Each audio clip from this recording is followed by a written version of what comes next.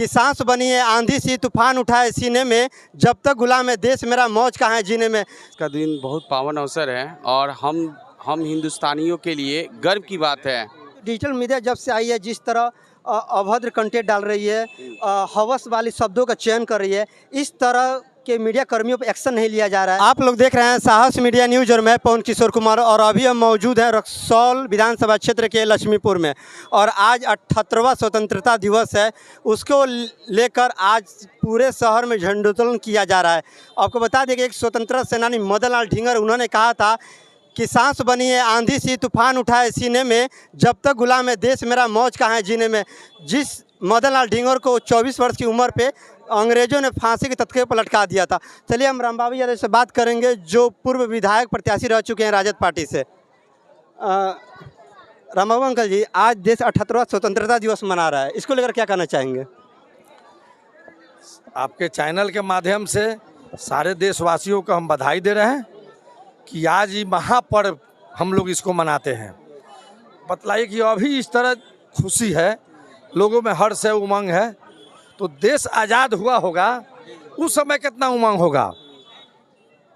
आपके चैनल के माध्यम से जितने भी हमारे स्वतंत्र सेनानी हैं या जो लोग शहीद हैं, उनको मैं नमन करता हूं। जो लोग हमारे देश की आज़ादी में जो लोग भाग लिए हैं, उनका हम लोग ऋणी हैं।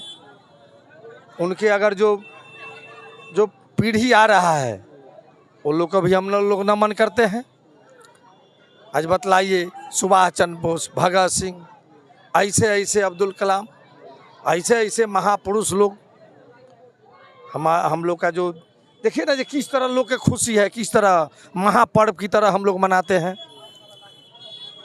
यह बहुत ही जान लीजिए, और इसमें कोई जात पात, कोई धर्म नहीं है। पूरा हिंदुस्तान, पूरा भारत, सारे लोग, सारे समुदाय के लोग इस महापर्व को मिलजुल के मनाते हैं। रामबाबू अंकल जी, आपने सही कहा कि ये बहुत खुशी का पर्व है स्वतंत्रता दिवस, क्योंकि वर्षों बाद हम लोग को आज़ादी मिली, जिसमें बहुत से युवाओं ने अपना योगदान दिया, बहुत से लोगों शहीद हुए स्वतंत्रता सेनानी। लेकिन इस स्वतंत्रता दिवस को लेकर एक खास 78वां स्वतंत्रता दिवस है, लेकिन एक केंद्र सरकार ने एक नारा दिया था, बेटी बचाओ बेटी पढ़ाओ। ये नारा या चेतावनी है, ये जानना चाहेंगे आपसे। अरे आज के दिन चलिए, ये सब किसी पर कटाक्ष नहीं होना चाहिए, लेकिन ये लोग जो है, डबल इंजन की सरकार जो है, यह गरीबों की सरकार नहीं है, किसानों की सरकार नहीं है, मध्यम वर्ग वाले की सरकार नहीं है, बड़े बड़े पूंजीपतियों की सरकार है। ये लोग के करनी और कथनी में, दोनों में बहुत अंतर है। चलिए, 78वां दिवस से मनाया जा रहा है और बहुत खुशी का भी माहौल है, इसको लेकर क्या कहना चाहिए? मैं आज का दिन बहुत पावन अवसर है और हम हिंदुस्तानियों के लिए गर्व की बात है। और आज हम लोग का देश का स्वतंत्रता हुआ था और आज हम लोग को बहुत मुश्किल से आज़ादी मिली हुई थी। इस आज़ादी को हम लोग बेकार नहीं जाने देना चाहिए और हम लोग को इसको अच्छे से, यानी कि इस आज़ादी पर्व को हम लोग को, इस पावन अवसर को अच्छे से मनाना चाहिए। और जो भी स्वतंत्रता सेनानी थे, जिन्होंने अपने इस आज़ादी में बलिदान दिया, उनकी आज़ादी को, उनकी बलिदान को कभी भूलना नहीं चाहिए। और हमें इस अपने देश के प्रति सच्चे ईमानदारी ढंग से अपनी जो भूमिका है उसको निभाना चाहिए। सर, जो स्वतंत्रता सेनानी है, सुभाष चंद्र बोस, खान अब्दुल गफ्फार खान, अब्दुल कलाम आज़ाद, सुभाष चंद्र बोस, मदन लाल ढींगर और अन्य सैकड़ों हजारों जो स्वतंत्र सेनानी हैं, उन्होंने देश को तो आज़ाद करा दिया।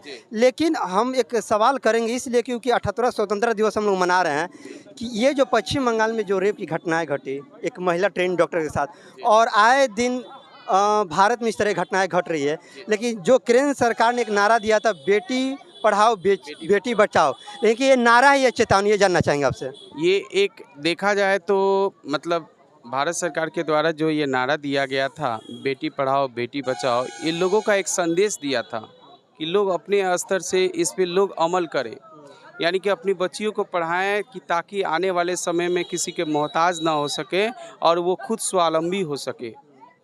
और जो ये बंगाल का जो घटना बता रहे हैं, बंगाल सरकार इस पे गंभीरता से एक्शन नहीं ले रहा है, क्योंकि इस तरह दिन रात वहाँ पे घटना घट रही है। इसीलिए बंगाल सरकार को ये अनदेखा नहीं करना चाहिए, उस पर सख्त से सख्त एक्शन लेना चाहिए कि आने वाले समय में इस तरह का छवि धूमिल खराब ना हो बंगाल सरकार का। मैं यही चाहता हूँ। छवि तो धूमिल हो रहा है ना, क्योंकि जो संजय रॉय जो पकड़ाया है तो पोस्टमार्टम रिपोर्ट में स्पष्ट किया गया कि नहीं यह रेप नहीं है, गैंग रेप है। सही बात। उसके बावजूद भी इस पर एक्शन नहीं लिया जा रहा स्पष्ट रूप से। बंगाल सरकार की कमी है। मैं सीधा बंगाल सरकार को दोषी देता हूं कि इस पे संज्ञान लेना चाहिए, संज्ञान लेकर उचित से उचित जल्द से जल्द कार्रवाई करना चाहिए और फांसी की सज़ा देना चाहिए, ताकि ऐसे दोबारा कोई घटना ना हो सके। आज हमारे देश का 78वां स्वतंत्रता दिवस है, लेकिन हम लोग पूरे देख सकते हैं हर्षोल्लास के साथ यह खुशी मनाया जा रहा है, क्योंकि हजारों हजारों की संख्या में स्वतंत्रता सेनानियों ने अपनी शहादत दी थी। लेकिन सबसे बड़ी बात है कि वर्षों 78 वर्ष हो गए स्वतंत्रता दिवस के बाद, लेकिन जो महिलाएं हैं, जो लड़कियां हैं, उन पे किसी भी तरह का जो अत्याचार है वो रुक नहीं रहा है। 2012 में जब निर्भया कांड हुआ था तो पूरा देश दहल गया था, उसके बावजूद हमने तंग आकर कांग्रेस सरकार को हटा दिया। उसके बाद हमने नरेंद्र मोदी सरकार को चुना, लेकिन नरेंद्र मोदी ने कहा था कि अगर मैं सरकार में आता हूं तो भ्रष्टाचार रोक दूंगा और महिलाओं पे जो रेप घटनाएं होते जा रही उसको ख़त्म कर दूंगा। लेकिन कहीं ना कहीं इस तरह की घटनाएं लगातार हो रही है और सरकार किसी भी तरह का एक्शन नहीं ले रही है, सबसे बड़ा सवाल है। प्रशांत सर, आज 78वां स्वतंत्रता दिवस, इसको लेकर क्या करना चाहिए? देखिए, आज देशवासियों को, आपके चैनल के तमाम दर्शकों को आज़ादी की शुभकामनाएं। पर कैमरा थोड़ा इधर घुमाइए, इन बच्चों को दिखाइए अपने कैमरे में और देखिए क्या ये बच्चे सही मायने में आज़ाद हैं।